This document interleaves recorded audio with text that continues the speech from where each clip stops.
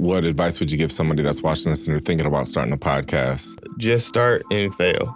At the end of the day, everybody sucked in the beginning of everything. You got to look at yourself like a baby. A baby falls 1,000 times and nobody ever laughs at a baby for falling. I don't think everybody should do a podcast. If you're going to do a podcast, what are you putting into the world, man? We are living in times where people don't even verify the stuff that they hear. Because there's so much blah out there. The only way to stand out is you have to have a strong opinion on something that you could back it to. The ideas just start to flow. The more you do stuff, people are like, I don't know. Just try it. Consistency in one area carries over to consistency in others.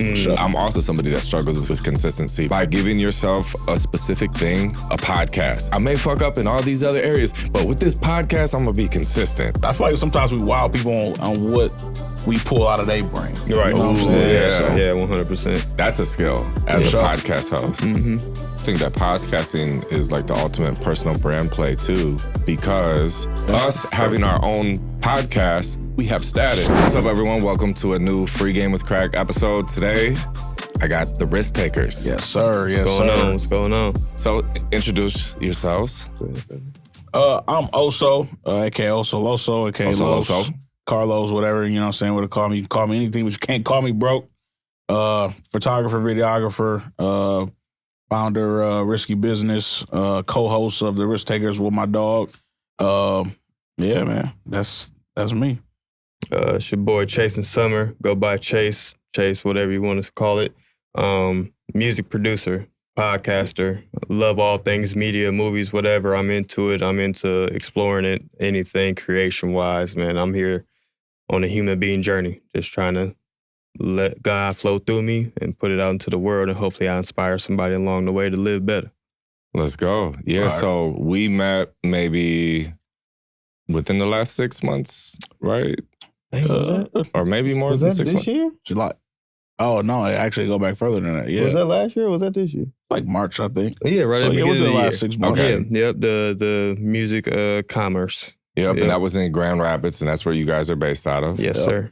And I remember talking after, and you had brought up like me being a guest on your podcast, and then I told you the 10 episode rule. Gotta have at least 10 episodes. Yeah, I explained that to somebody yesterday because they wanted me to be the first episode and tell the story, and I was like, yo, I got this 10 episode rule, so I've never said it on camera. So I've been a guest on, I don't know, maybe 20 to 30 people's different podcasts, but I think maybe only like 12 of those are out. So the other 18 didn't make it past like those beginner amateur mistakes of like, oh shit, I lost the files, I lost the footage, the audio got ruined, or like there's gonna be mistakes that happen in your first 10. So I always, now that it's happened to me so many times, I'm like, okay, I want to respect my time. Once you make it past 10, because the video quality, you're going to make some adjustments during those 10 episodes. The audio is going to get better. You're going to make some adjustments.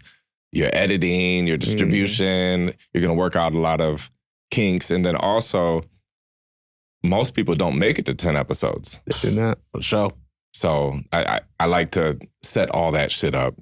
And it was within a few months from me saying that, and you hit me up, you're like, yo, we just did the 10th episode, we're ready. So we filmed that maybe within the last couple of months here. So I'll put a link in the description to go check that out, and then drop a comment and let them know that you came from here. But let's talk about fucking podcast life. What made you guys want to start a podcast in the first place? Well, for me, it all starts for me is around 2020 or so. I went through 2018, 2019, I went through a really rough patch in life. And I just started turning to self-development, self-growth, and all that stuff. And a lot of the information I got came from podcasts, Lewis Howes' School of Greatness. I mean, there's several. Impact Theory, I can't think of his name. Tom Bilyeu. I love Tom Bilyeu, yes. So many of those guys like that. And then I just, it's inspiration. I feel like it's a lot of jewels given to, humanity on how to better develop yourself and how to just get better at life. And so I just always wanted to be a part of that energy going out into the world of trying to help improve people, especially my culture, to just level up, man, because I feel like we are our own biggest obstacle most of the time. I feel like a lot of things outside of ourselves, we give too much power over us. And so that's what really led me into wanting to eventually be a podcaster myself, interview. Yeah, Dope. top that shit. Mine go back to like when I was a kid. I always been really into journalism. I love the news. I always watch the news like my whole life. Like, you know, seeing people report on wars and, you know, shit like that really kind of opened my eyes up to documentation. And then later became, you know, my photography came around. But from there, I would say maybe about 2019, 2020, I got more into the podcast type of content instead of watching the vlogs and the news and stuff like that. I used to watch No Jumper almost every day. I love No Jumper. The original cast, don't watch them too much now. But I always felt that I had a strong opinion that could shake the room and to really direct the conversation. And I was like, God damn, man, I gotta get to it. I gotta get to it, man. I really feel like I need to be heard. So I bought all the equipment in 2022. We recorded a demo to test everything out, and we was clowning, we was prank calling people, playing around with the soundboard, and it never came. You know how stuff be, man. You know, just throw it to the back of the closet, on to the next task. So 2023 came around, kind of talked about it a little bit with Chasing, and then early 24 we started doing Instagram lives. On every other Sunday we had people come in, give their takes or whatever. We talk about different topics. It was mostly pretty much hip hop oriented at that time. Okay. And that we kind of stopped that, and then later 2024, maybe about November, we picked up on. I was just chilling at the Fine Line shop. Shout out to Cheese Weeze, and I was like, you know what, man? I said, let's just do a podcast. Let me interview tomorrow. I don't got nothing going on. I was like, what you want to do? He was like, let's do it tomorrow. Bet. So we pulled up. Before we pulled up, I hit him up like, hey, I'm going to go to interview Cheese. You want to come down? I know we talked about maybe doing something. He was like, yeah, let's do it. We went, interviewed him. Amazing episode. Please, I advise y'all to check it out. A lot of gems in that one. To become a rapper, store owner, clothes designer, just all the way around entrepreneur. And from there, it's been a wildfire. You gave some free game in there. My goal, like how you're talking about like learning and improving, my goal is to give the audience as much free game as possible. So one of the things you said was you felt that you had a strong opinion that you wanted to share. And I think that is what is required to cut through the noise, because there's so much blah out there. And so the only way to stand out is you have to have a strong opinion on something that you could back it to. So it's not just saying this crazy thing and now you got people's attention and then like double down on it, like follow up. It is because of this. Yeah.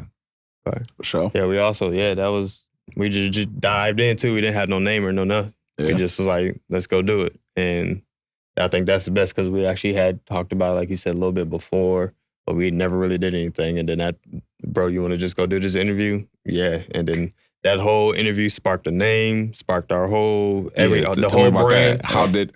But I can't remember what Cheese said in that interview, but I just remember thinking like, man, this man is taking a lot of risks. And that just kept on popping up in my head. And I think it was either the next day or maybe it was that night. I ended up calling him and I was like, bro, like the whole thing maybe just flashed. Night. Maybe it was that night. Yeah, the whole name and brand and everything just flashed in my mind. After that conversation, I was like, we're going to be called the Risktakers. We like to highlight those individuals who take risks to achieve success and be the leaders of the pack in their given field. And it just took off just like that. It was no... Man, what did we call this? It was none of that. It just happened. Yep. So that was first interview with no name, no real idea, no structure, no nothing. Like I think it's real.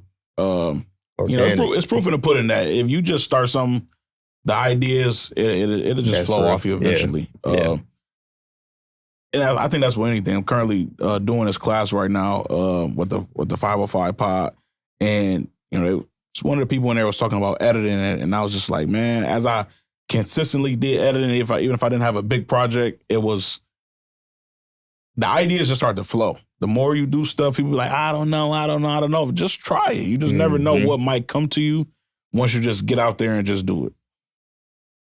What advice would you give somebody that's watching this and they're thinking about starting a podcast? Like, what would be one benefit that you would tell them, or just a few different benefits that you can think of off top that's like, well, shit, you can do this. Here's one benefit from having a podcast and this. What are some that come to mind?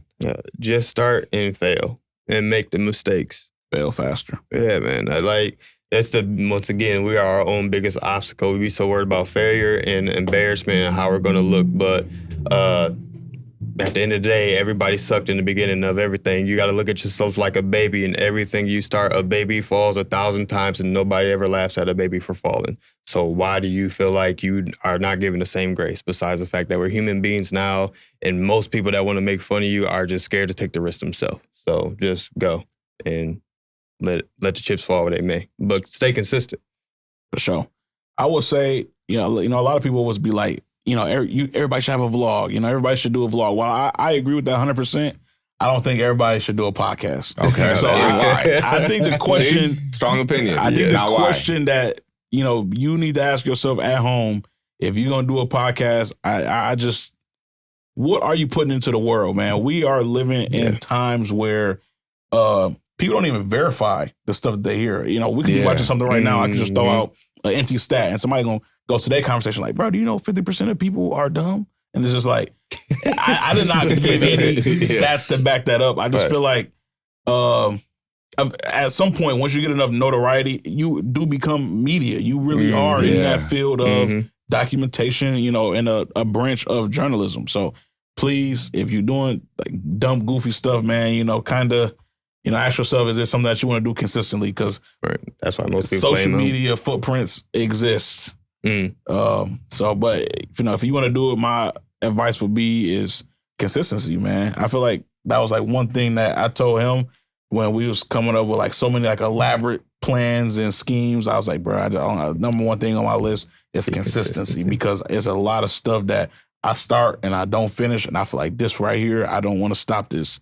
So we do bi-weekly, and some days I might, I don't know, a day late or 3 days late because I'm on vacation. You got to ask yourself, like, are you still going to post that next podcast a week and 2 days later just because you was 3 days late and not extending another 3 days for the next one? It's like, it's consistency, bro. Like, you really got it. That got to be the number one first. Yeah. Number one got to be consistency, because if you're not consistent, you might as well just cut it, bro, because you will not build no fan base with doing this, because this is extremely tough. Yeah, I would say it's so hard to grow a podcast For that sure. you have to marry consistency. Yeah. And then I found the cool thing about it, like with the consistency, is consistency in one area carries over to consistency in others. Sure. So I'm also somebody that struggles with consistency. So by giving yourself a specific thing, a podcast, and I may fuck up in all these other areas, but with this podcast, I'm going to be consistent. Okay, cool. Well, then the next thing you know, you're consistent with maybe going to the gym or eating or your routine or getting work schedule, whatever. But it carries over into all these other areas. But for me specifically, like a year ago, it stemmed from starting a podcast with a friend where we committed to every Sunday. And he was busy, I'm busy. And I'm like, look, we're always going to be busy. We're only going to get busier and busier. So we're in charge of our schedule. Set aside a few hours and let's do, the podcast. And so, we had started a podcast, and it's been like a year and a half since we didn't continue being consistent. But now I'm doing this, and I've been consistent. What are you doing? What does it look like I'm doing? Filming content, jackass. You look like you're struggling. How do you turn this thing on anyways? Do you want some help? I mean, what, you can help? You do know that this is what I do. I help people with this all the time, right? All right, so what do I do? Look, just go to crackhousestudios.com/call, book a call with me, and I'll help you out. All right, sounds good. Talk to you soon. Like you said, it's getting back on track and not beating ourselves up too much. And then when you're talking about a baby falls 1,000 times, I remember when we were eating at that restaurant, I was talking about, like, how do you speak to your inner self? Mm-hmm. And giving grace is tough. Bro, that's been my downfall because like my wife has pointed out that I am an asshole. I think maybe Malik can verify that I'm an asshole. And I'm like, if you guys think that's mean, like, wait, you know, you don't hear how I talk to myself. And then I remember going to church, and that was like one of the main messages of that service was talking about like your inner voice. Mm-hmm. And, you know, I have a daughter, and I'm thinking, how would I talk to her? I'm going to be so soft and say, hey, it happens. You know, you tried this. And I was thinking, do I talk like that to myself? Hell no. Like I would make my daughter hysterical cry. Yeah. So, yeah. Yeah, I was be like, nice to yourself. For sure. 100%. Definitely be nice to yourself. I some of my homies, they supposed to be like, man, you always talk too crazy, man. Like, you don't got a filter, man. You know, sometimes we don't want to come to you with certain stuff because you might talk to us a certain way. And, you know, for a long time, I didn't understand that because my pops was like real tough love on me. Yeah. But it took me a long time to understand that the truth don't always got to hurt. You know what I'm saying? I could say, for example, like, man, go get a job, dumbass. You know, you broke as hell. Or I could say, hey, man, I think it'd be in your best interest to maybe fill out a couple of job applications. I see what you're doing right now, and it's not panning out. Maybe if you go get a job, you can get a couple extra dollars to continue doing what you're doing. The truth don't always got to hurt. You know what I'm saying? It may hurt to hear that you got to get a job, but don't have to be too negatives and trying to shape it into an ugly clay ball of positive. So. Like same message, different delivery. I struggle with that as well because I'm just so passionate because of what I've been through. I'm so passionate about seeing other people succeed and not going through what I went through. Like being as low as I was when I was, like I don't want to see nobody go through that.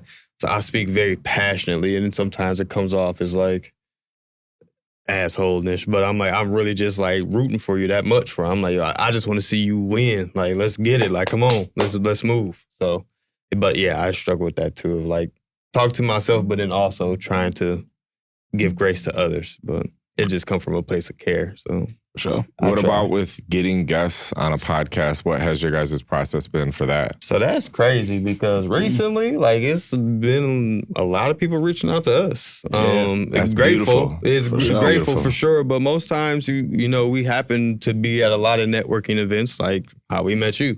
For sure. And we just, hey, ask, you know, we got a podcast. We find what you're doing is great. And we think a lot of people could learn from you. Would you be a guest on the show? And we are batting 100% right now. So, you know what I'm saying? Yeah. So we have not had one guest be like, nah, but sorry. Man, don't drop that. That wasn't good. You know what I'm saying? Like, everyone is like, people be like, man, you know, so that was good. I feel like sometimes we wow people on what we pull out of their brain. Right. You know what I'm saying? Yeah, 100%. That's a skill as a podcast host. Mm-hmm. And I think that's a skill, even like with video and social media too, like doing social media content is your job is to extract. That's a great word. You know, if I hired you to do videos for me, I have the knowledge in my head. So you have to use your gift of gab to be like, if I was trying to do this, what would you tell me? And then I start talking and then you get me dropping a gem. Like that's the gift right there that it took me a long time to learn that. I thought, especially like with videography or maybe even with photography, you think about all of the settings. I got to learn my settings and the fundamentals of my exposure, and that'll make me the best photographer. But it's like the best photographers that I've seen, they got that down, but then they have the mouthpiece of saying the right things. One of my friends, he's the best wedding photographer that I know. And he hypes the brides up so much that he almost comes across as a little feminine and, you know, and I've known him my whole life, so I know he's not. But then and he's like, dang, girl, oh my God, this camera, what? And she starts smiling and he got it. And I'm like, oh, I see what. It's a skill. Meanwhile, I was just sitting back quiet as hell, just hitting film, getting B-roll, doing stuff like that. I was doing the video, he was doing the pictures. But then I was just following his lead, and he was saying the right things at the right time. Then she starts laughing, boom, got it. Nice. I was like, damn. So the gift of gab. Yeah, most definitely. What do you like to take photos of the most? Like if your dream client is watching this right now, what would you want to shoot? And who would you want to shoot? Really want to work with Kanye, man. Oh, okay. I feel like I have been given a gift of having that eye for what looks good and framing and colors, when to do black and white, when to do color. I don't know. I feel like I've mastered the making an image talk to you. And I've always been doing photos. So one of my things that I always try to replicate is, how can I make this photo do what this video gonna do? What this video gonna, they're gonna talk. You can see stuff moving in the background. What does this image make you think about when you're there? Does this image, especially when I'm doing concert, does this image make you feel like, oh damn, I missed out, man. Look at that girl right there. Her phone about to fall out of her hands. And I just love freezing time, bro. That's like one of my favorite things to do is capture those moments that cannot be replicated. Oftentimes when an artist doing a set, that moment they put their hand up and the light just hit a certain way. You can't replicate that. Right? No matter how many times I say, go do it again, or, everybody shut up, rewind the song. It can never happen again. I would say my favorite is concerts, but I do love portraits though, man. I love getting personal with a subject. So, but I would say definitely concerts. I would love to do Kanye. Pause. Portraiture, and on the stage. So, for sure. Pause. He is the great at catching those moments of being like, pause. You can't say nothing in front of this dude. That's why it's so funny. You can't say nothing in front of this dude. But yeah, I've been getting into video a lot now. I think I've been doing a pretty good job in that area. But photos, man, it's just, I wish I could take photos every single day. I definitely don't think photos are going anywhere. Yeah, for sure. There's still a need for them, which is good because me and Malik talk a lot. He does photography, and I was kind of that videos. It just seems like everyone wants videos, and it's like, oh, take some photos. So almost like photos are the side dish, but the video is the entree. But then more and more recently, I keep seeing like photos do serve a purpose still, and I think that they always will. Absolutely. I think even more now, like with AI stomping the video industry out right now. Photo, man. I don't know. It's coming back, man. It's coming back to like, especially like when I submit like a lot of like my applications to do like different shows and stuff. A lot of people who looking for stuff, they say, oh, I want photos, maybe if you could do some video on the side. And it did not used to be like that for a long time, like especially like pre-COVID. Or pre-COVID, they used to want a videographer and a photographer. Now they want hybrid.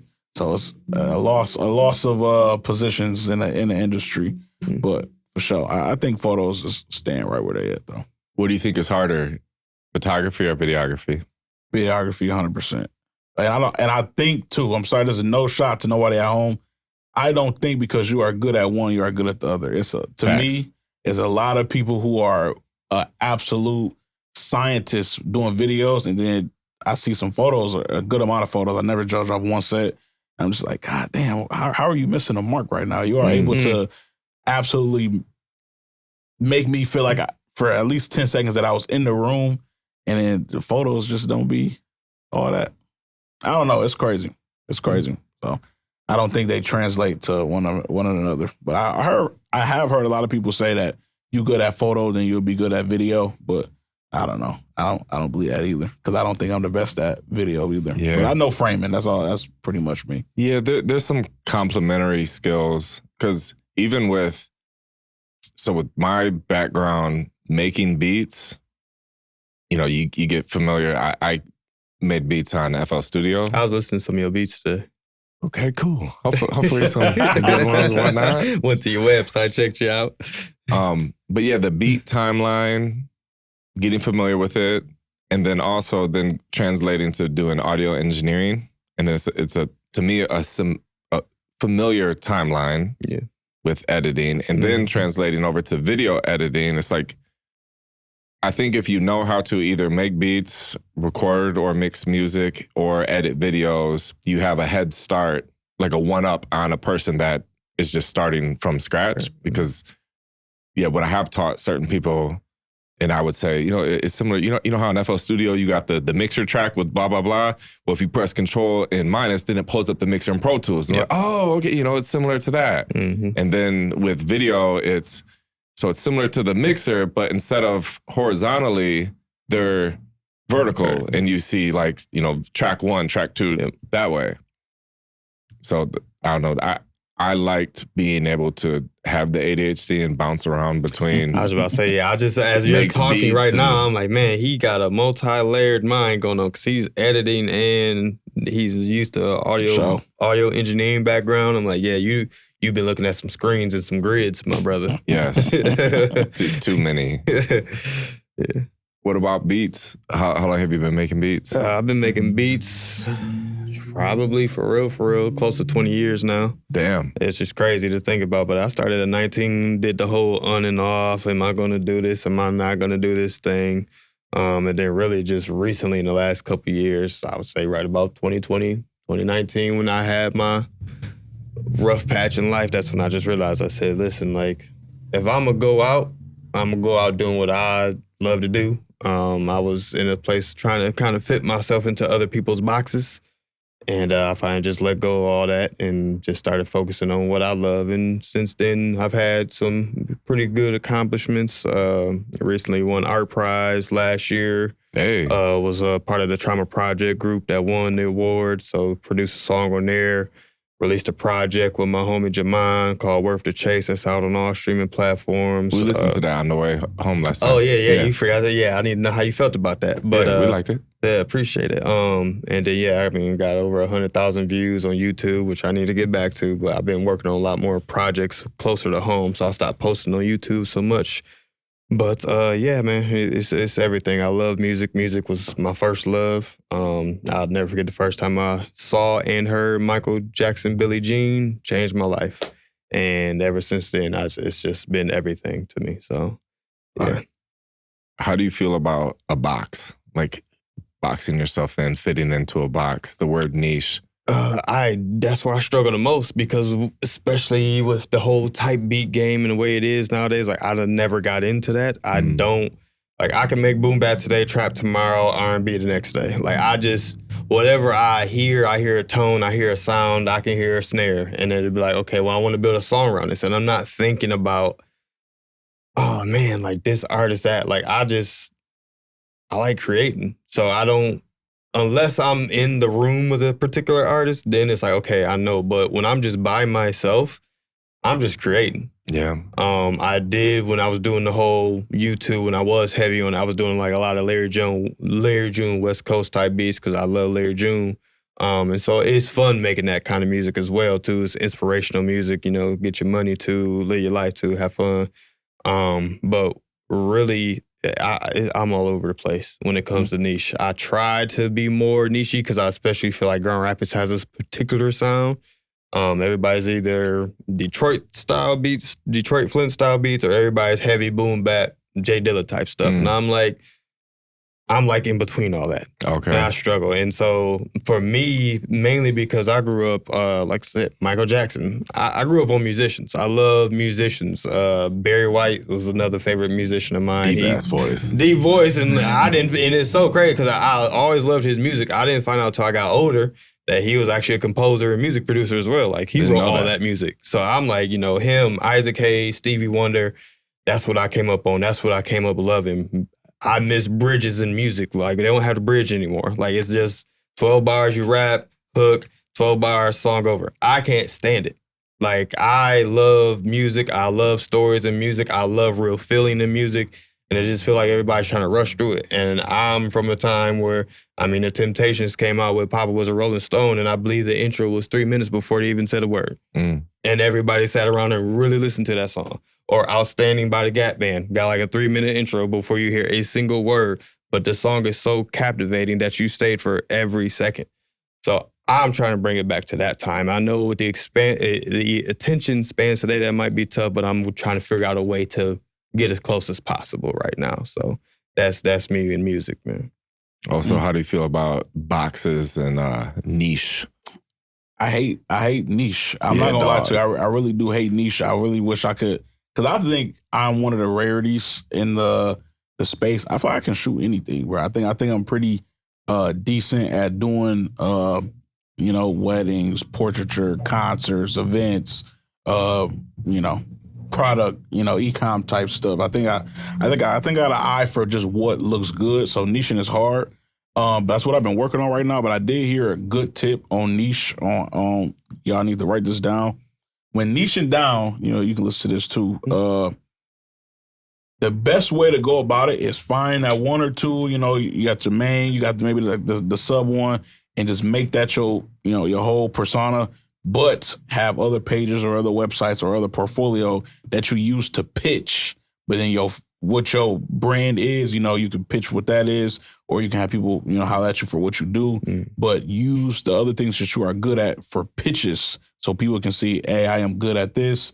This is what I do, X, Y, Z. And when you do those projects, say if you do portraiture and you do a restaurant, you do not have to let those restaurant photos live on your page. You don't have to post about it at all. It's so much stuff that I do. Like I did a wedding and nobody knows that there was a wedding on my page. So I try to keep it niche, but you can still make money in other fields, but you don't have to let it live as your brand for the people to see. Kind of, form that into, a different website, a different Instagram page, and kind of use that page to pitch other stuff. How would you describe what you do? Would you introduce yourself as a photographer first? Podcast host? Photographer first, for sure. Okay. Boy, it depends on who I'm talking to. Yeah. If I'm talking to, different, some people, it's honestly crazy. Some people don't know that I do photos and stuff.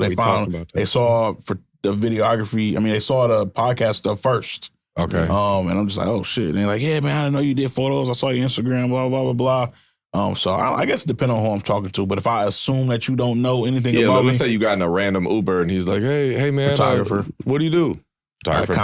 Portrait and concert photographer is my bread and butter. So music producer. Okay. First and foremost. Another thing, the whole niche thing. The reason why I struggle with the most is too. What's the point of a niche? What's the point of creation to have a niche? Like, I feel like creation is supposed to be from like the very bare minimum of like energy. You know what I'm saying? So it's just like if I go into it, like, man, I only want to make this type of thing, I feel like you're blocking yourself off of what your full creative power really is. I feel I feel like niche from a music. No, for sure. And I understand. I love music, man. I don't know. I'm just from a creation standpoint. I would say, when it comes to niche, it only matter if you're trying to pitch yourself as a brand. Mm-hmm. That's it. I feel like it don't matter if you doing it for fun, if you're doing it for a couple dollars here and there. Niche to me don't matter. But I don't know. I view it as the same way as when you go to, Ruth Chris versus Applebee's. You know what I'm saying? Do you want to go eat at Applebee's? Yeah, Applebee's got steak. They got chicken Alfredo. They got burgers. They got mozzarella sticks. Or if you go to Ruth Chris, steak. Steak, chicken. That's their whole bread and butter. Yeah. Do you want to go to Ruth Chris or do you want Applebee's? And I feel like that's what a lot of people view is when you want to start charging $500,000. They want to say, damn, this is what he do. This.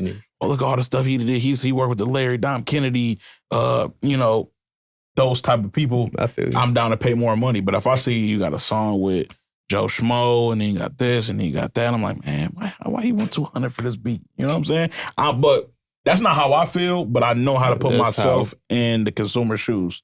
And that's why I feel like niching matter when you trying to take your brand to the next level. Because you're going to get capped out at so far. That's real. What would you say, based on what you guys know about me, that my niche is? How would you introduce me if somebody today, you're like, oh, I'm going to Lansing. I'm going to be on this guy's podcast. Who is it? How would you introduce me? Man, you a Swiss Army knife, man. For real. But for real, I would label you as honestly, man, I view you as a self-help guru.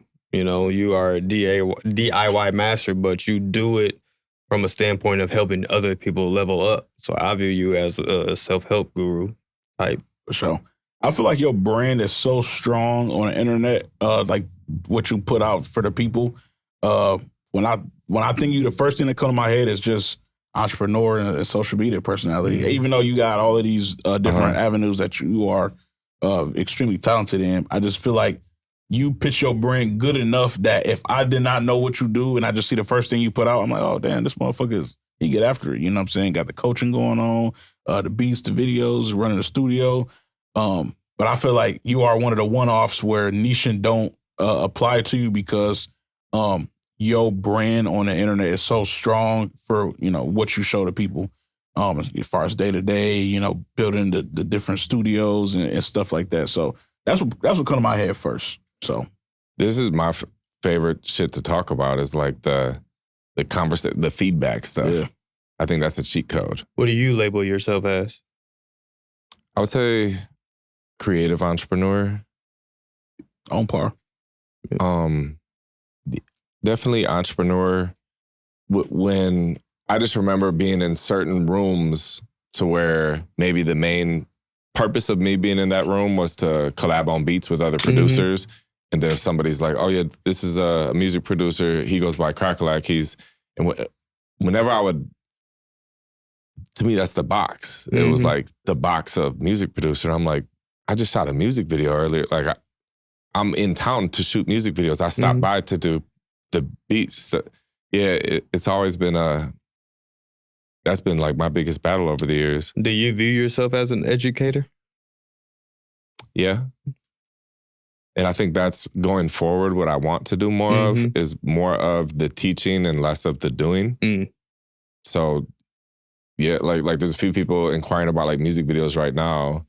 And I think that there's levels to everything. Mm-hmm. So like when I was first getting started, say music videos, for example, that $100 to $300 music videos, I was really trying to learn how to use my camera, have fun, and make some money doing it. And the expectations were low. And it made sense for an upcoming artist. Like that is the ballpark for it. And then as you continue to rise and rise, you get to a point where a lot of the people, it's always a conflict when they're at different levels. And so I feel more often than not, I'm like talking people out of working with me and how it doesn't make financial sense for them. And I'll say it's a $3,000 video and I can see it's a level 1 artist. I'm like, bro, you're better off getting 10 $300 music videos for your next 10 songs than one from me because of where you're at in your career and where I'm at in my career. And yes, you could stand out from everyone else and like have next level visuals compared to everyone else that you're around that has these cheap ass videos.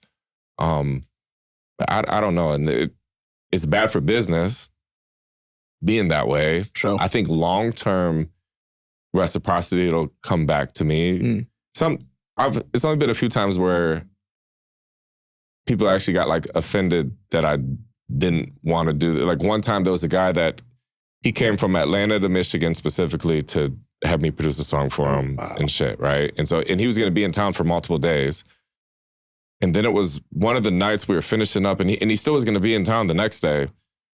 And it was like 1 a.m. and he wanted to pay whatever the high price was at the time for the music video. And he just wanted to do it quickly, like in the parking lot. And I'm like, bro, that'd be a waste of your money. Yeah. We're not going to do that shit. I said, I'm tired. We've been in here for 10 hours today. I'm ready to eat. I'm starving. Like, let's just do it tomorrow with a fresh, and maybe it was the drugs or whatever, but it was like, is my money not good or some shit? I was like, no, I'm looking out for you. I could just say, yeah, fuck it. Give me the money. Let's go shoot the shit in the parking lot. But this is a good thing for you. You're not seeing it that way, but shows you care too. I think I care too much about a lot of different things. Yeah. What advice would you give me? I don't know. No, I was just funny. We just having a conversation. My big thing for 2026 is no. I'm saying no to everything that don't align, everything that don't make sense. I don't care about the money most times, man. Like obviously, because I do this full time now, I do care about the money, but not to the point where I want to let the money make me a slave. And it's funny that you say that because I've had situations where I'm doing a photo shoot and I just feel like I just didn't show up the way I was supposed to. Yeah. If we was going to do $200, give me $75. I really don't like these. I really don't want to give them to you, but I know you need them. Or here, take them for free because it was already so cheap. So, I don't know, man. I feel like you made the right decision saying no. Caring is a part of the brand, bro. Like, it's people that reach out to us and, how much it costs to get on. We could be like, oh, yeah, $200, give me $200. But I feel like when you come up with a strategy and be strategic, people in the long run, they respect it. They might not respect it right then and there, but they're gonna say, "God damn, man, you know, when he, 5 years down the line, man, he really looked out for me. I give him my money again this time, or let's try to figure out what we could do in the future." When you don't have that personality of take, yeah, I need it. Oh, you got $10 right now? Give me $10. It's not fitting. I don't like it as a business practice myself. So I respect that. I've had the same issue with this podcast where people reached out, how much is it to be on the podcast? I'm like, it's not a pay to play type of thing. This is just all like invite only. These are people that I actually know or people that I actually want to meet. Mm-hmm. And so that's what it is. So I could just say, keep doing your thing and hope, maybe we cross paths and Sure. Yeah.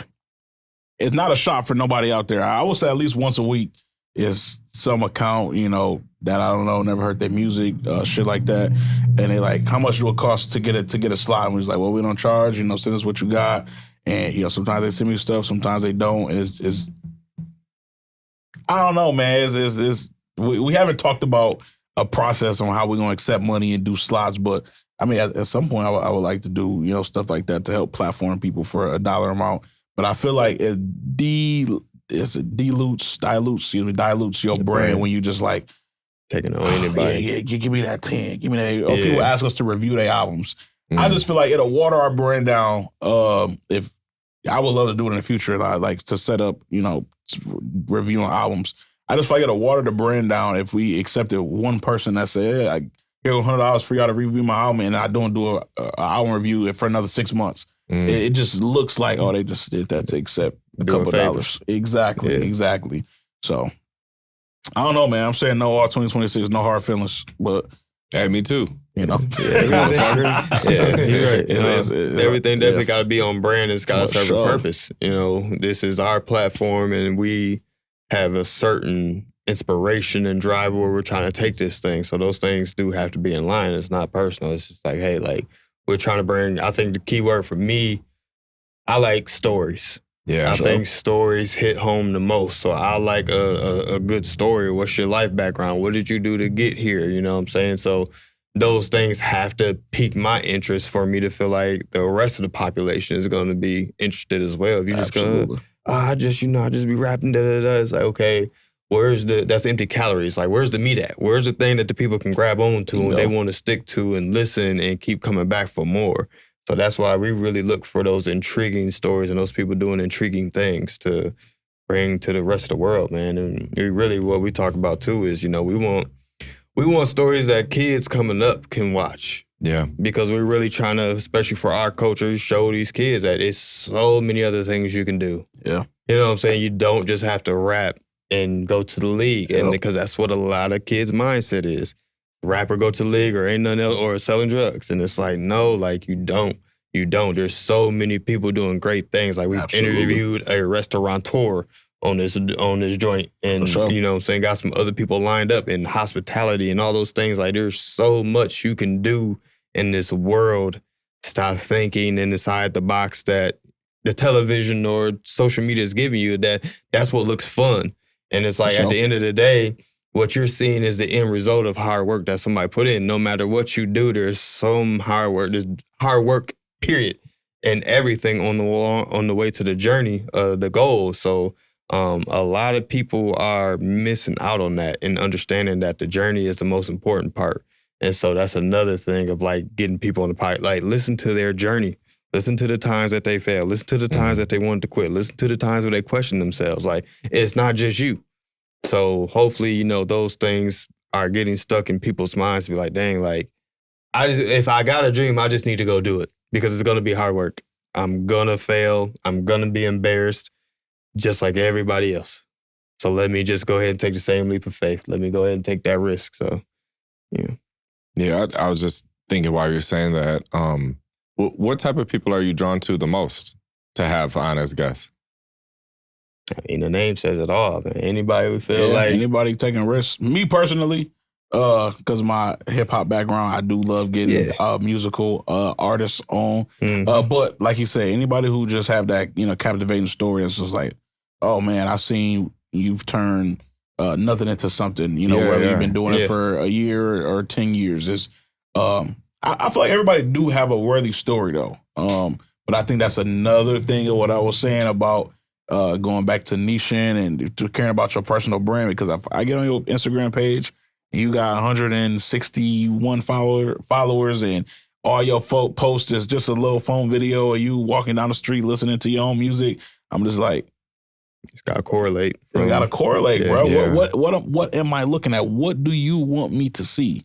So, everybody that we had on fit perfectly as far as what they got going on in their, personal life and they, business affairs and stuff like that. So, if you're a risk taker, man, we gonna scope you out. Yeah, I definitely want to bring up like Don Irie. Like I said, he owned a restaurant. For sure. He, African American man, got a restaurant From in Jamaica. Kentwood, from Jamaica. It's just Jamaican to say it right.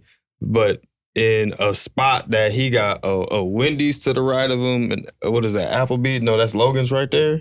Yeah. I think it's a Panda Express. He got Chick-fil-A. He got Tropical Smoothie. He got in Bob that same Evans. hall is Pizza Hut. It's a Pizza Hut. Breakfast, and all to that. strive, push through all that. Chick-fil-A across the street. Chick-fil-A across the street and Jamaican food and still be successful. Like, that's something that people need to hear. You know what I'm saying? You know how much doubt he probably had going through all that? Like, For sure. bro, McDonald's not in the same vicinity, but it's literally 2 minutes that way. So it's like he's surrounded by all these major changes to still be able to push through, strive, go through what I'm sure is hard times. He talked about times not worried about if he's going to be able to pay his people. Like, those kind of stories of like, that's real perseverance. So it's those kind of things that's what we want the people to hear, the perseverance, the hard times. Like, that's, for me, what I'm looking for, because, like I said, those are the stories that people are going to grasp on. I think personal podcasts, I think that podcasting is like the ultimate personal brand play too, because, I mean, think about it. We do have similar podcasts because my whole background is music. Mm-hmm. You said hip hop producer. Yep. So hip hop favored. But then also we're ambitious. So mine, I'm looking for the free game. Mm-hmm. You're looking for the story, the highs, the lows. Yep. So it is very similar. But then also us having the podcast, it allows us to get out of that box that we may be in. So my chat GPT, it saluted the podcast play because it was like, you're no longer Crackalack, the music industry, music video guy. You're now the entrepreneur. And so you need to show the world how... It'd be hyping me up. But you need to show the world your greatness and that you're not just the music guy anymore. And so by sitting down, having conversations with entrepreneurs and business owners and non-music related people, it's a good personal branding 100%. Play because now I'm affiliating myself with these, a realtor, a lawyer, like you said, a restaurant owner.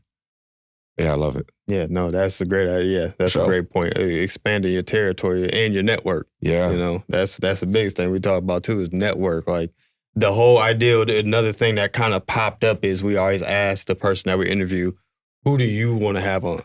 And that has expanded our network because we now have so many other guests in line to come on that we don't even know, but because the person on knows them and they rock with that person, they like, oh, okay, I'm definitely going to come on because I rock with you. So if you say it's cool, it's got to be good for me. And we always tell everybody, like, we are not the toxic podcast. We don't want to hear about nobody dirt. Drama, Like, we're not that. Like, that stuff dies off so quick. And I'm so tired of that, especially once again for our culture. Like, we got enough of those podcasts. We need podcasts uplifting people, bringing culture together because it's under attack. And so that's another thing for me is just like bringing people together to do positive things is another thing for me. For sure. I would say to circle all the way back to the beginning, one more tip that I would give to people who starting out is, oh damn, I just had a brain fart. Starting a podcast, not boxing yourself in. Shit. It's gone. Substance. It's gone. I mean, you saying it all. Substance, the game. What? Back to you real quick. I'll let you think about it. Man, I'm sick. When did you have? What made you want to start podcasting? I don't think I asked you that. I remember you asked us, but what made you? Oh, I remember. My bad. bad. No, you good.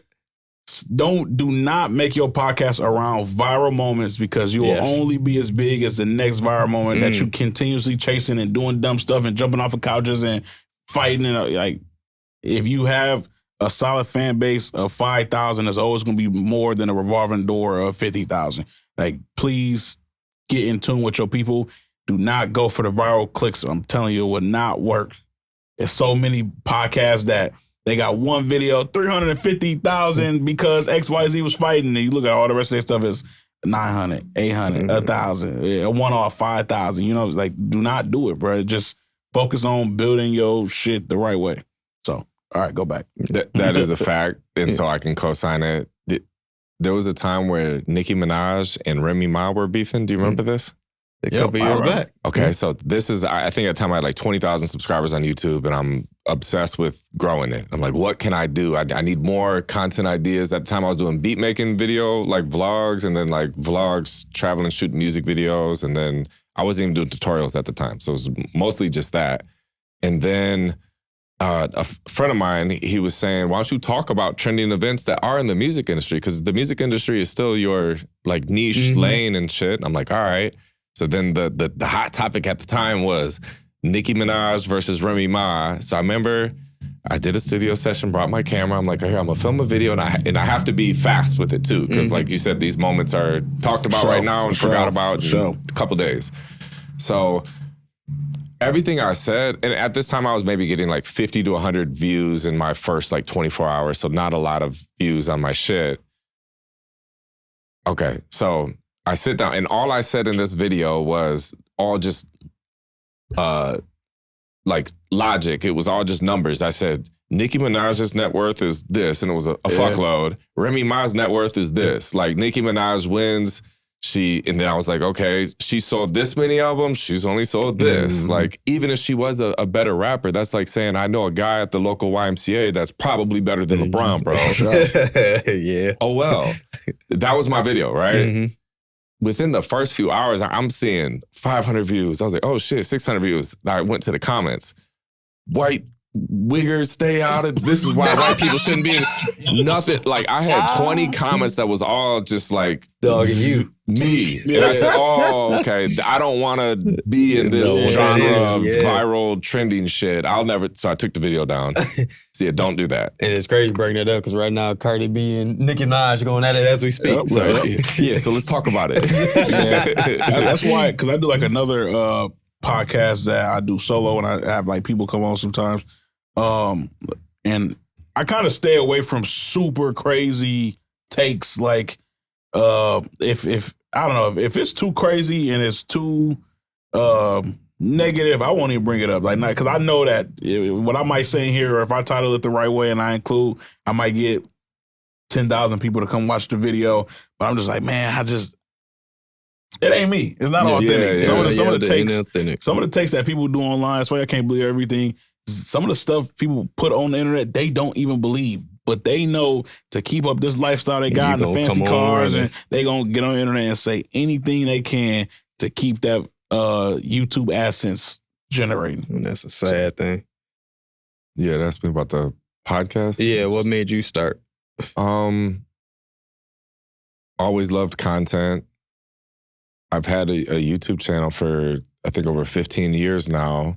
And then I seen podcasts come about. I watched some, and then I'm like, okay, I enjoy this. This is a new type of content. And then I did notice that people put these on a separate channel. So I was like, okay, I want to do this. And then I was always just too busy, didn't make it a priority. And then in 2020, a thing happened. And then like the whole world shut down. And I remember 3 to 4 weeks into it, it was like the first time in 5 years I actually got caught up.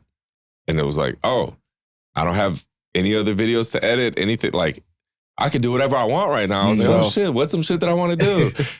and I was thinking, you know, and from putting content out there, I had grown my personal brand and met people through Instagram and whatnot. And so certain friends that I met through the internet, and we would do like phone calls for an hour and a half here, 2 hours there. And I'm just thinking like my own personal brand manager. And I'm like, okay, we got Crackalack here. He's got relations with all these people all over the place, but how can we showcase it to the world to take his brand to the next level? And I'm like, well, I'm already talking to them on the phone for an hour, 2 hours. If I did this on camera, now I'd have a podcast episode. And I was like, oh, that would help my brand a lot because, it'd be like if we're already talking on the phone for an hour, no, let's do it on camera. Now we have a podcast episode so we can show the world we know each other, we mess with each other. And yeah, I did them all remotely and everyone was available because everything was shut down. And yeah, and it opened my eyes because I got access to people that I probably would have never had access to. Like, again, I had maybe 20 to 30,000 subscribers on YouTube. And I had just started doing some music video content. And then there was a guy that if you search how to shoot a music video, he was the first one to show up. And then he had a bunch of other content. I'm like, man, if his audience would just see some of my shit, I got some good shit too. And touched base with him on Instagram, then reached out. And I think when you ask somebody to be a guest on your podcast, it's very flattering to be asked that, It's like, I find you so interesting that I have an audience and I sit down and I get this equipment out and I want to talk about you. You can get access to people that you normally wouldn't because everyone's favorite shit to talk about is themselves. For sure. And you're asking them to do that and you're helping them get content. So as long as you got 10 episodes first. Yeah, sure. Gotta have them 10. But yeah, like Busy Works Beats, he had 700,000 subscribers. I reached out to him. He said yes. And I'm like, did shit. You actually interview him? Yeah. Really? Larry O. Okay. Yeah, I had this TikTok guy, he had 4 million followers and he randomly was in Michigan and booked a session at the studio. Right. So I met him and then I reached out. I was like, yo, I have a podcast. Would you be a guest? He said, yeah. And I'm like, holy shit, I have access to all these people. So I did 10 episodes during like maybe the first month of it. Like Batch did a bunch. I was like, oh shit, this is fun. Yo, are you down to do shit? We can do it tomorrow. Okay, are you down? Okay, we got it Friday. And I was just scheduling them, doing them. But I was manually editing everything. Then they lifted the restrictions and shit opened back up. And it would take me anywhere from like 5 to 10 hours to sit and edit and then try to make clips. And so I knew I love doing this. I enjoy doing this, but I got to find a faster, more efficient way to do this. And I'm going to revisit it in the future when I have more time or more money to do it and outsource it.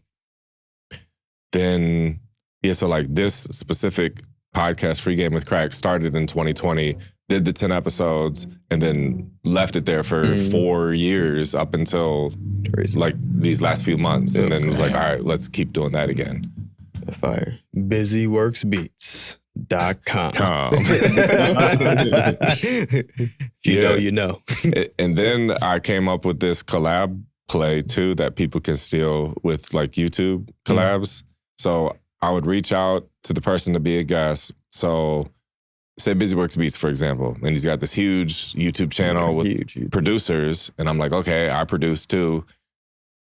We do the podcast. So now you just hung out and had a conversation. And this was like my first time meeting a lot of these people. It was like a DM back and forth. Yeah, we can do it. All right, this day. And then right before filming, it's just, hey, what's up, man? So there's a lot of stuff that we can say, but I just kind of want to do it all on camera. Like, I'm going to get my shit set up.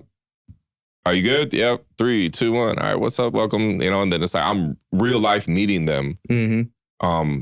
So you have these like long conversations and now you feel like you know people. And then immediately after it's, sweet, that was awesome. Hell yeah, that was good. When's it going to come out? Sometime in the next, 1 to this many weeks. Cool.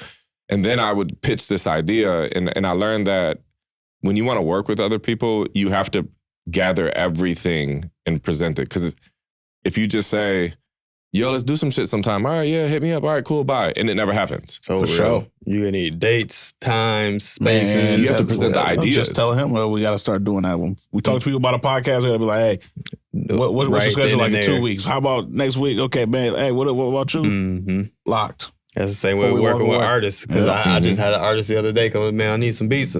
Let's get in the studio. Let it hit me up when we get in the studio. Like, let's start scheduling stuff because that's so real. If you don't schedule stuff, never happen. It'll just disappear in the thin air. Yeah, because I had reached out to people in the past, like, let's collab, bro. And they're like, I'm down. And then nothing happened, right? So what I would say to them is, well, I have this idea. So the episode's going to come out on a Friday. And I kind of want to make that whole week about you. So example with Busy Works Beats, it'll be, to my audience, it'll be the Busy Works Beats week. As in the episode comes out and then it'll be a clip every day for that week. Cool. Right. But also, let's do 2 YouTube videos together. So one will go on your channel, one will go on mine. And I already have the idea. So one of the videos that you've done before, and it was this, and it was like doing something with trap beat, 808 or some shit. So I said, you could start it and do a melody and then send it over to me, and then I'll film my part of me finishing the beat. Fire. And I'll send you the footage and the beat back, and so that way you can finish it. That's dope. And then at the end of your video, you say, hey, me and Crackalak, we actually did another video that's on his channel. I'll put a link right here. So he's sending his audience to me.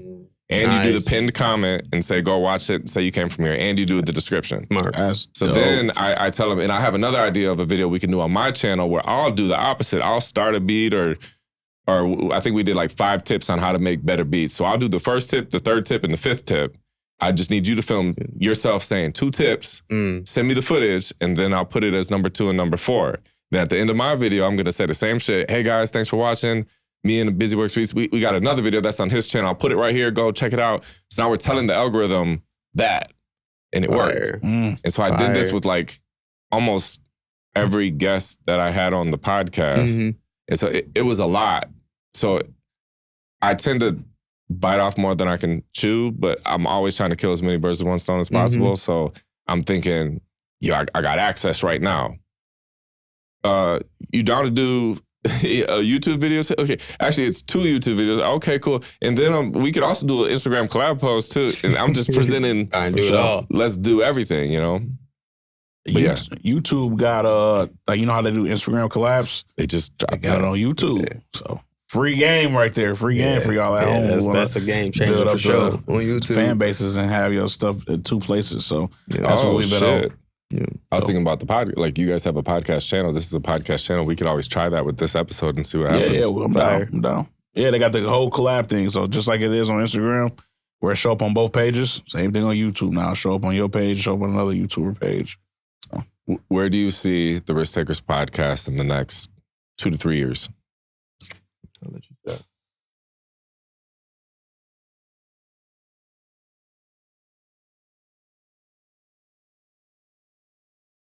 Colossal. And I mean huge because it's already moving faster than what we anticipated. The fact that we haven't, that people think, like, you know, brought it up a couple of times, that people think our platform is good enough to pay and good enough for people want their album review, and then people having their album rollouts, like trying to match their rollout, like, hey, can I do an interview with y'all and use that as a rollout? So the fact that you think our podcast is good enough for a press run mean everything to me. I'm sure it means everything to him too, but it means the world to me, that, because I always wanted to be a radio host too. I wanted to be a radio host. Like I wanted to do Breakfast Club. Tight beat, tight bro. At a little point in my life, I thought I was gonna be working at 104.5 when I got 18 years old. You know, one of my jobs that I was gonna do while I was in college. Obviously never happened. But I don't know, man. I see it being pretty big, man. Especially in January, we're gonna be doing some expansion as far as dropping and as far as where's the podcast gonna be. I don't know, man. I think we're gonna be, you know, more brand deals. That's what I would like to see. More eyes and more brand deals. Yeah. Definitely nationally recognized for sure with the network that we are building, and the fact that we're willing. Well, you want us to come to Atlanta, we'll come. Like, we're catching tickets. Like, I think that's another thing that helped us is we go to that person's space. Like, where were you comfortable at? Oh, okay. Like you said, we came out to Lansing. Like, so, you know, it ended up not working out. But when we went to New York, there was a guy that we was possibly going to interview out there. It ended up not working out. But still, like, we will travel. You know what I'm saying? We will make it happen some way or another. So, and once you hit that kind of lane where you out here traveling, you're going to go see people and you get open to their network in that state, And it's just expansion. Everything is expansion, and then leverage from there, leveraging the network to be able to get bigger and bigger guests. And yeah, like you said, brand deals and all that. Shoot, I remember the day after we had that first interview, I called him like, bro, we about to be interviewing Gilly and Wallow. Like, we you know what I'm saying? Like, those are people we looking towards. So, I want to have presidents on here. I want to have them kind of people. Like, I want the biggest of the big names on this podcast. So, yeah, like that's what the North Star is for this for me. And is your plan to achieve that, the word that you said earlier, consistency? Oh, 100%. Yeah. I don't think it's been a not even a centimeter of inconsistency in the pod since we've been in full swing, which is coming up in next month, I will say. Every other Monday we got a podcast we dropping. I think we got like 2 or 3 on ice right now. I don't know, man. I enjoy doing it. And got people in wait. We was put down a date for next week when we was on the way out here. So for sure. Like it's been crazy. Like you said, people doing rollouts, but then we were out somewhere and people were like, yo, I want to get on the podcast with y'all. And it's like it's just crazy because I didn't see that within the first year. Like, we in the first year, you know what I'm saying? We didn't really have a real plan. We just went and started. For sure. And, one of the things where we connect on is, like, motivation and stuff. So, like, we're, sending stuff, different interviews back and forth or different comments or this happened or you hear this or what you think about this. And, like, that's where we've also connected. So it's just, like, the synergy of it all and just how we move it, man. A lot of people is just showing a lot of love and a lot of people is appreciating us. And so, yeah, I know we got something that, like, if we're getting this kind of love and connection in our hometown, which usually doesn't happen like that. For sure. It really don't start like that. Most people got to leave and then come back home for a lot of things for your hometown to really show that love. Sure. So with the amount of love we're getting in the hometown and the shoulders that we are being propped up on of our network, I feel like we are destined for greatness with this for sure. For sure. I even want to, even Risky Business itself, to give some kind of context on where I wanted to go is like complex. You know what I'm saying? I want the Risktakers, I want, some other people that have nothing to do with us to have a show on there. I just want to overall expand that brand of media. So I don't know, man. Sky's the limit with it. I also want to work at Complex too. I love Complex. See, it's like having your own podcast is a way to create you are creating your own show and you're the fucking host. Yes. You're in charge. You don't have to wait to get picked or apply for it. You just sign up for it. You just start. Bingo. Just start, man. Do it scared. Fail faster. I was telling my wife that, like, I'm realizing now how much of a just to try to influence more and more people to start a podcast, because it's a status play. Because, okay, if you think about people that make music, and let's say that's like the biggest amount, and I'm referencing like the music world right now. So like, let's say the artists, the producers, the engineers. So how many people make music? And that's like this, right? And it's like, okay, now how many producers are there? And it gets smaller. It's like, okay, now how many engineers are there? And it gets even smaller. How many studios are there? Then it gets even smaller, right? So when it comes to podcasts, there's not a lot of people that have a podcast that is consistent, that is professional. So it's like, it's a status play. When I think about a bartender in a bar, they have access to scarce resources. They're in charge. Everyone's waving money at them. So they have access. They have status in there. But when that same bartender leaves, they no longer have status because they don't have access to that. So by us having our own podcast, we have status, because I also get reached out all the time from people.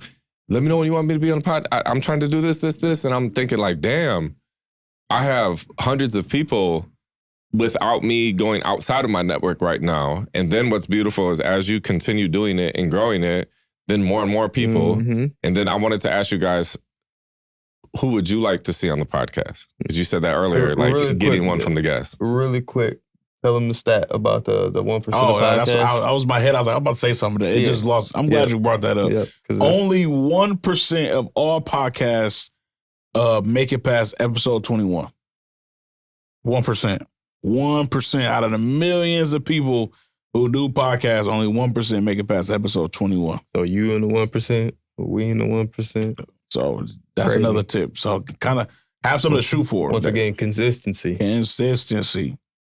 Damn. Where can people find you guys on the internet? What do they look up? Well, you said who do we want to see on the podcast? Yeah, that. Shoot. On our podcast? Well, you said his. that when you guys would have you. a guest on, you would ask the guests who they want to see be on the podcast. So I'm gonna give I'll give one person. I think my homie Jovan Naves, who owns a clothing imprint called Bear All. I think y'all would have a Bear All? Yes, Bear All. He also owns his own. It's a screen print and it's called back print, but he also started from a clothing label called Bear All. Okay. But then he turned into back print. He does screen printing for a lot of big businesses. Like he's a genius. Like for real. When it comes to business, I think y'all would have an amazing conversation. Okay. For real. Would you write that down? Yeah. I would love And to I'll see. get his information too. Yep, after. I'll send it to you. I would love to see Daryl Reese, the sponsor of Yes. our pod. He just went to a conference in Detroit where all of the first time a lot of black owned spirits, not alcohol, it's black owned liquor. You know what I'm saying? And he just told me that was such a surreal moment. God damn, I'm lacking at the end. To see that people look up to him. And I was like, man, people need to hear your story, man. You got to get out here and continue to network. And I just think he is a perfect person to, have sit on this couch and do a one-on-one with you because he got a story that needs to be told. And ironically, we was talking today in the shop because I went to go get a haircut. Even though man, I look like on the sides, I get the sides, I get my beard done. You know what I'm saying? I still can grow hair unlike this dude right here. Because I'm 38. Because he's 38. He was actually talking about niching down today. One of the other girls in the shop, she was like, I can do framing for photos, and he was like, you do everything. I said, he said the thing that's wrong with people in this industry and they industries of businesses that never take the time to master one thing. Yeah. Obviously the cliche, jack of all trades, master at none, but. That's true. I feel like you can be jack of all, but you need to master one thing first. That's my thing. I don't know if we ended it, but that's one thing I do want to leave with y'all is that you're going to continuously do this. If you're trying to learn something new, you're going to stay right here and you're never going to get nowhere, bro. Amen. Where can people find you? You can find me personally at Chasing Summer since '87 on IG. Also, same thing on YouTube. We got the beats on there. I'm going to get back on it, especially after hearing this conversation. I'm like, I did leave my niche alone. I need to get back on, get back on the biking, get back on the Larry June type thing, because that is what was really helping me get more notoriety. And then, I'll let him take it from there. You can find me on Instagram at Osoloso. That's OSOL0SO. Risky Business LC on Instagram. Risky Business 616 on YouTube. And any corporations that want to holler at me, you can holler at me on Nova too at Osoloso. So holler at me wherever y'all want to. Let's get some business done. Hey, shout out to the Risktakers. Thank you guys for being on the podcast. Appreciate you for having us. Make sure you guys subscribe on YouTube. Give a 5-star review on YouTube. And I'll see you guys next time. Appreciate it. Like, comment, subscribe. Please. Shout out to Crack. Been a pleasure, my brother. Free game with Crack. We out.